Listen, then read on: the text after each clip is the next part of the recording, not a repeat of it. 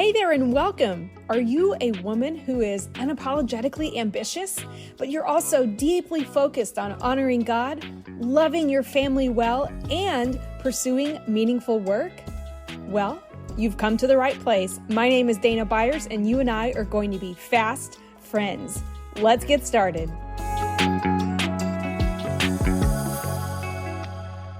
Hey there, everyone. Before we dive in today, I want to take just a moment to share with you a review I just received on Google.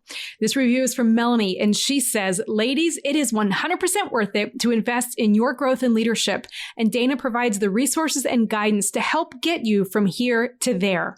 Whether life is throwing complicated circumstances your way, or if you're looking to expand beyond your current leadership capabilities, Dana has been a trusted guide and a coach to help me move beyond my current limitations, and I believe she can help you too." Melanie, thank you so much for your kind words, and thank you for inviting me into your story so we could both grow together. Well, hello. Welcome, everyone, to another episode of Been There, Learned That. This is Dana Byers. I am here on a lovely Oklahoma morning with a hot mug of black coffee, and I cannot wait to talk to you today. But first, I want to ask you, are you in the mood for an interesting statistic? Maybe an interesting statistic or two. Here they are. 90% of podcasts don't get past episode number 3. And then of the remaining 10% of podcasts around the world, only 90% of those podcasts make it to episode 20. Well, guess what, friends? Right now, I am in front of a microphone recording episode 20. How fun is that? This little glimmer of an idea that I think God just dropped in my brain last year has turned into 20 episodes so far. I am so glad that we are on this journey together, so thanks for joining me today. Now let's get down to it. Today, I want to talk to you about the power of the 5-second funeral. Yes, you heard me correctly, the 5-second funeral. In 2022, I hired an awesome coach named Paige, and she taught me about the 5-second funeral. And you know how things go. Like once you learn something, you start seeing it pop up everywhere. So I keep hearing about this, and I'm like, gosh, there might be people in my network, people listening to the podcast, friends of mine, loved ones who have never heard about this. So I wanted to record an episode just about the 5-second funeral to introduce you to it, to tell you how I've used it and why it's going to benefit your life. Okay, so just to briefly introduce the concept of the 5-second funeral, this is a tool. It's going to help you handle negative emotions whenever you're experiencing uncontrollable events. Hi, hello, that's life, right? Negative emotions, uncontrollable events. So this tool it kind of helps you prevent from getting stuck in the negative self-talk or the blaming of other people. Maybe even avoiding interactions or avoiding people after something uncontrollable or something out of your hands happens. And it can really benefit you in several ways if you practice the 5-second funeral. First, it helps you with emotional regulation. If you use this tool, it's going to help you regulate your emotions. If you're feeling maybe sad or guilty, you might feel angry or embarrassed or frustrated. And the 5-second funeral allows you to acknowledge those emotions, to recognize them without getting stuck in them, so that you can have better emotional resilience and control. It also benefits you because it helps you with decision making. You know, I'm passionate about decision making. I love decision making. Some people who love me might say it's my hobby, if it could be a hobby. But the 5-second rule is so helpful with it because when we avoid ruminating and negative self-talk, we can make clearer and more empowered decisions. So it helps us shift our focus back to the present moment and the goals and the things that we want to happen, the things that we can impact, the things we can influence. So there's less indecision. And it also, I think, minimizes our people-pleasing tendencies. This is really important, ladies, when you listen to this, because sometimes when something happens that's out of our control, we feel uncomfortable, and our tendency, I'm speaking about myself here, our tendency might be to just want to please people and placate the things that are happening around us to minimize shame or discomfort. I also think the 5-second funeral is really helpful with our authenticity. That's a personal value of mine. I love the thought of embracing and processing our emotions without judgment. This is a skill that anyone can learn that I've really been heightening a focus on improving since I became a certified coach. And I think it's so important to really focus on our authenticity and to look at things without judgment, because it lets us make choices that are aligned with our authentic selves rather than being impulsive or based upon what we think other people want.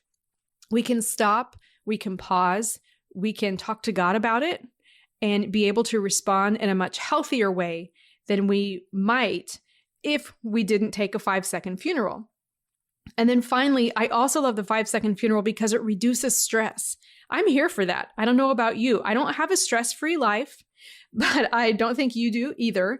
And managing our negative emotions effectively using the 5-second funeral can lead to reduced stress and anxiety.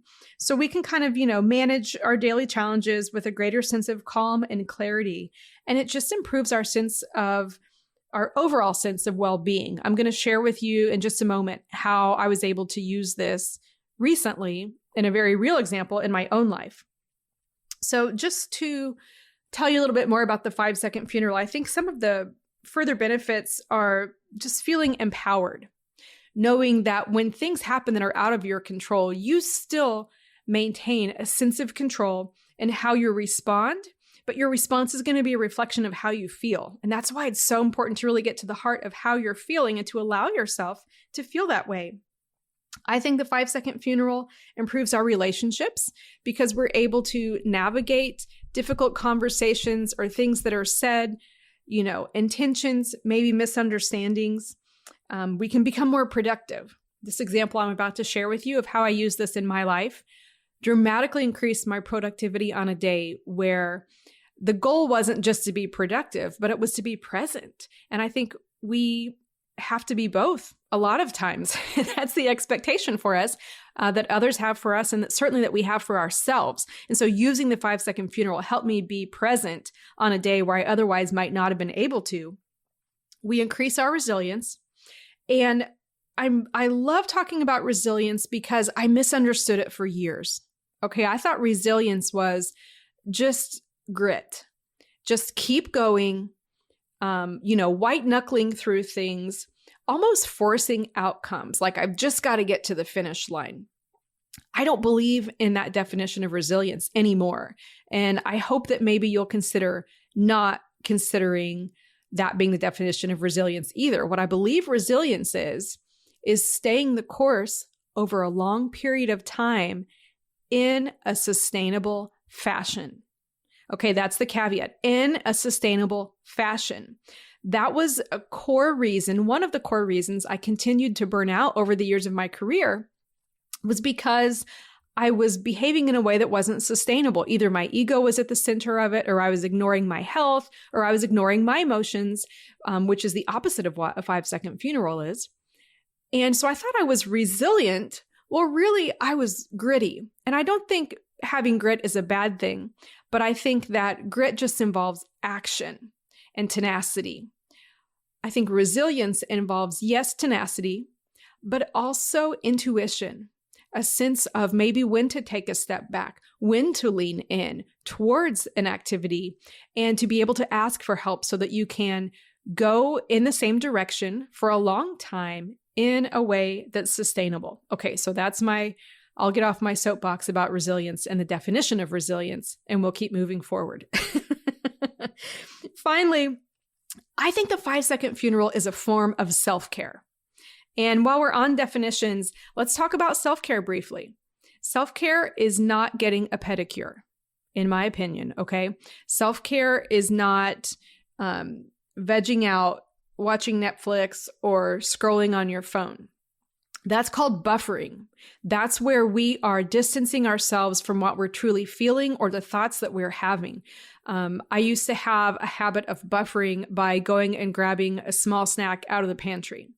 I would maybe feel some anxiety come on about the next call coming up. This was a few years ago. And I would feel some anxiety coming up, and I was like, I'm just going to go have a snack. I'm hungry. Well, really, I wasn't hungry. I was a little bit anxious. Whenever I learned to sit with my thoughts, they diminished significantly because I was listening instead of burying them.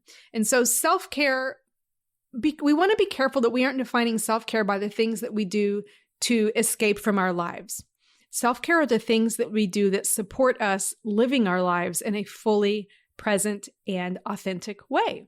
It could be exercise. It could be rest. It could be painting. It could be a variety of things. I recently bought a keyboard to return to my love for music that started at a very young age. And I had a stressful day a couple days ago, and I just took a break from a project I was working on, sat down, played a hymn, got back to the computer, and my brain had just somehow calmed down enough where the self-care of a little bit of piano playing got me back on track so that I could be resilient. Whereas in the past, self-care for me would have been running to the pantry or getting a soda or something else. It's not a problem to have a snack or have a drink like that. It's the intent of what we're doing. Okay, so there was another soapbox, didn't mean to get on that, but I did. And I'm sharing that because I want you to look at the 5-second funeral as a tool that you can use for self-care as well. It is important for you to be able to understand these benefits so you can incorporate this habit into your daily life. It's going to promote your personal growth, your fulfillment, your sense of purpose, calmness, and I believe even your ability to draw closer to Christ. So, story time. A couple weeks ago, I was in a situation where, thankfully, after a couple years of practice, I decided it would be best for me to hold a 5-second funeral. So the quick context is I was driving from the north side of the city where I live downtown in a lot of traffic. And I was in an environment, there was some construction going on, and there was a semi-truck right to the left of me, and there was a semi-truck right behind me. The semi-truck behind me, I believe, did not know that our lane was about to end, and he was trying to pass me on the outside, the right outside of me, in a right-hand lane. He was on the shoulder of the road, and I'm thinking, to be honest, what is this fool doing? There's some truth for you. I'm thinking, what is this fool doing? And I immediately realized, oh my gosh, we're going to have an accident. I don't think this is going to end well. And then I thought, oh my gosh, this is it. And I know this is a very dramatic moment, but when I say this to you, I had an experience where the last thing I remember thinking was a text conversation with my kids the night before. And you know, I'm a question asker. I'm a coach. Before I was ever a certified coach, I was always curious, always asking questions. And so I love to reach out to my kids who are college age and just ask them questions. And I had asked them, what is something along the lines of like, what is a dream that you would love to fulfill in your life that I can support you in fulfilling? Something like that. And they had each given a really beautiful response to it. And those dreams, it was like they were already, I don't know, tattooed on my heart. And that's what I thought of when I thought I was going to be crushed between these two semis. I thought, I won't get to see those dreams happen in my children's lives. And it shocked me, but then I just felt this immediate sense of peace, this immediate sense of calm. And the last thought I had was, I don't think this is going to hurt very long. I really thought it was the end. This driver came to his senses. Unfortunately, he had to overcorrect and recorrect a few times. I, to this day, don't understand how he didn't wind up in an accident. I don't understand how I wasn't crushed, because I don't think my eyes were closed that whole time. It just really seemed I had nowhere to move, nowhere to go. I was going to be trapped. And I was about 5 minutes from my destination. And so I remember just going, oh my gosh, I don't know how I got out of that, God, just talking to him out loud in my car, which I frequently do. And I just couldn't believe it. So I kind of, zoned out, arrived at the destination where I was headed. I had about 5 minutes before I had to run inside before the event started. And I had multiple events that day. I was heading to the first one in the morning. I had another luncheon after that, a client session that afternoon, and an evening event with my husband and some friends. And I just sat there and went, oh my gosh, by God's grace, he reminded me of the 5-second funeral. Now, to be completely truthful with you, it was probably more like a 5-minute funeral because I had to take a minute and just inhale and exhale. And I sat there and the hot tears came to my eyes, rolling down my cheeks, and just went, oh my gosh, God. I felt like that was the end. Thank you that I'm still alive. But as soon as I felt that, then I started feeling some other emotions, the not as fun emotions. I first thought, could I have done something different? Did I do something wrong? Was I at fault there? And then I very quickly went to feeling like a victim, like, oh my gosh, that could have been horrible. He almost took away my kid's mom and my husband's wife and my parents' kid and just all these things. And then I got angry. And you guys, this is a win. For years and years and years, I've been afraid of really feeling angry about things. That's a whole other episode we'll need to talk about sometime because a lot of high-performing women struggle to allow themselves to get angry because it feels pointless, it feels like a waste of time, and we don't want to hurt anyone, and we don't want to hurt ourselves. And so I sat there and I honestly let myself get pretty steamed at this driver who made a very reckless decision that could have harmed me and possibly himself and other drivers on the road. And in that ability to feel that feeling that was so scary to me, I felt myself release from it. Okay, I felt myself experience the mourning, if you will, acknowledging that emotion without judgment, letting myself feel the feelings that if any of my friends were in the same situation, I would want them to process those feelings, give themselves permission to feel those feelings. So I gave myself permission to hold that funeral in my car and feel those emotions. And then do you know what happened? I felt them release. I let it go. I was able to shift my focus back to a place of radical acceptance of what had just happened, radical acceptance that I was still alive, gratitude, and then the ability to step into the meeting, to leave my car, to step into the meeting, and the rest of my day to be fully present. And that, I think, is, if you will, the magic in the 5-second funeral, because when I say I was fully present, it wasn't until later that night that I said to my husband, oh my gosh, I can't believe I forgot to tell you what happened today on the road. This was nuts. I had been with him all evening. I'd had a phone conversation with him 2 hours after the near accident had happened, and it had never occurred to me to tell him. So I was able to care for myself in a way by having that 5-second/5-minute funeral. I was able to care for myself and tell my body, I hear you. That was a big deal, but we are okay. I was able to hear that just like I would if one of my kids were little and came up to me and needed to process a boo-boo, right? Like we can do that for ourselves as adults. And so acknowledging that emotion, giving myself just a few seconds, a few minutes to mourn what happened or didn't happen, and then to release it authentically, to feel that emotion leave my body was so powerful and so empowering. That's why I'm sharing this with you, because I'm figuring this out later in my life. I'm thinking about people listening to this, regardless of your age, learning this tool, really practicing it and employing it and feeling a greater sense of freedom that money cannot buy. And here's why it works. It prevents us from ruminating and dwelling, getting stuck on those negative emotions. I'm not angry at that driver anymore, but I was for a little bit. For a hot minute, I was pretty angry. I didn't hurt him. I didn't hurt myself. I just allowed myself to admit how I felt. It also works because it allowed me to acknowledge and process, those emotions without getting stuck in them and not being able to be present in my meetings the rest of the day. And it promoted my desire to be resilient, to give myself what I needed to function each day in a way that is sustainable, to have proactive problem solving as my approach to stress and things that I can't control in my life. So I want to encourage you to think about the 5-second funeral. What can you learn from my story and from the way I've shared with you how to do this? What can you learn to be able to practice it? We don't become perfect and master 5-second funerals. We just practice it.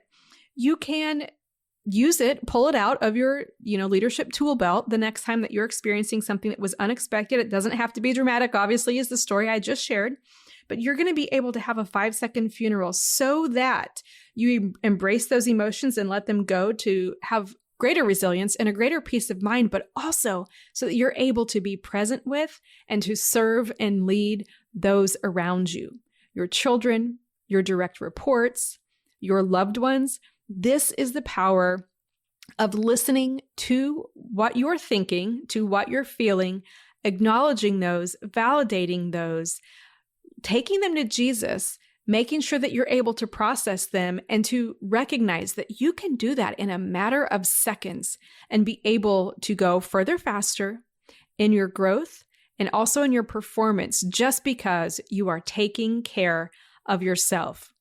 All right, friends, so glad we got to have another little chat today. I'll see you on the next episode.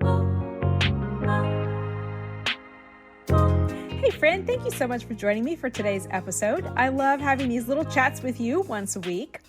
If any of these episodes that you've listened to from me have benefited your life directly, it would mean the world to me if you would just take a moment, pop in, give me a 5-star review so that more people have access to what I'm sharing, and so you and I can spread the love.